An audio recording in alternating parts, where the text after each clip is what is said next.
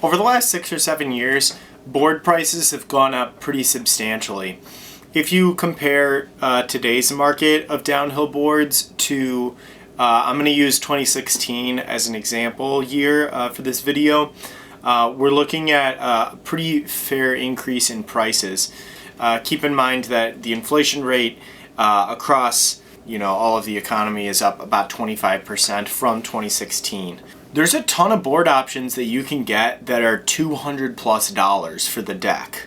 We're just talking decks here, which is a pretty substantial amount of money when you think about a skateboard. It's worth noting that there also are some good cheap options as well. In fact, if you look at the Earthwing Hoopty, that is an $85 board, which is actually nuts because when you actually think about with that inflation rate going with that $85 board, that's only like a $60 to $65 downhill board, which is nuts because 2016 the average price of like a street board was like $50. So you're looking at a full-size downhill board for $10 more with that inflation rate, and 85 is a steal nowadays. One other board that I did find for a cheaper price is the Rain Future Killer, sitting at $100, which is on the cheap side.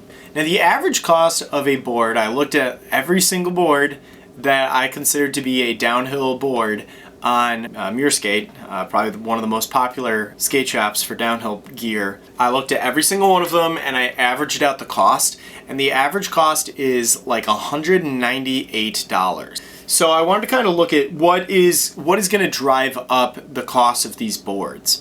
There's the people who build them, the labor, and design them. We've got the material costs of the boards, the actual physical raw materials, the tools that are used, presses, saws, things like that, sanding, all that good stuff. There's marketing, and then there's maybe several riders that get paid. I don't think it's very common. I don't know for a fact, but I'm pretty positive most riders do not get paid.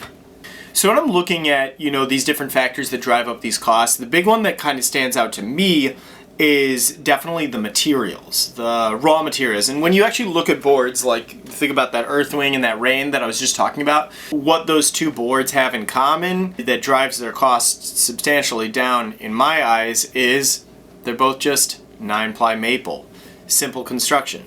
The one consistent thing that I've seen as far as high cost boards go, those $250, $300 plus boards, is the construction that they're made out of. We're seeing boards that aren't just made with wood, or maybe not made with any wood. We're seeing carbon, we're seeing fiberglass, we're seeing urethane, we're seeing even more elaborate materials being used. And those materials by themselves are expensive to use. So why would we use those materials? Well, you're looking at performance gains. You're looking at stiffness. The board is going to be more stable because it's stiffer, and it's going to be slightly more reactive because of that stiffness as well. Some materials that are used are oftentimes used to get a very specific amount of dampening, but that is typically not necessarily what people are traditionally going for with most of these expensive material costs. With the rise in these materials that are being used that jump the price up but also increase the performance, kind of looks to me like it goes hand in hand with the emphasis on racing in the last few years. Even a 1% increase in performance makes a huge difference when you're racing head to head and it's all about who is the first over the line. The question is, how much are you really willing to pay for that extra 1% increase? Now 1% might be, I'm just using an example. For some of these, it could be, a 5 to 10% increase. It's semantics at this point. There is a subtle increase in performance when you're going from just using that 9-ply maple construction to these carbon fiber, fiberglass, urethane, all these different materials being used. Another thing that should be noted is durability is increased a lot of times with these materials. Waterproofing for sure, but also impact resistance. Curbing a board with urethane rails is most likely going to help increase the durability of the rails. Delamination will be decreased. And warping and the subtle increase in flex over time in the board, and when I say subtle, I do mean subtle, it's usually not really able to be felt too much, but typically a 9-ply maple board will gain slightly more flex over time. My one complaint about the whole argument for durability is that I rarely will see a rider skating the exact same board for long enough for that durability to even make a difference. Most skaters that I know and that I see are skating a board for a year, maybe 2 years before they are swapping over to get something else, just because something else has piqued their interest and they are bored, quote unquote, with what they have. So does that durability even factor in within those 1 to 2 years? Sometimes you do take a pretty big hit to your board, and sure, durability will come into play there, but that doesn't honestly happen super often. When we compare simple construction, like a 9-ply maple construction board, and these more elaborate constructions, we're looking at a 2 to 3 times increase in price with these more elaborate constructions.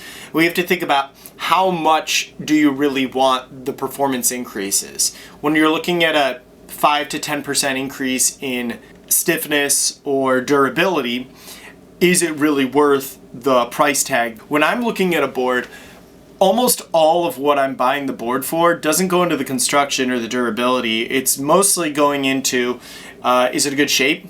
And do I like the concave? Those two factors are the big factors to me. I'm not truly that interested in those slight performance increases, and it's not worth the money to me to get those increases. Other people might feel differently about that.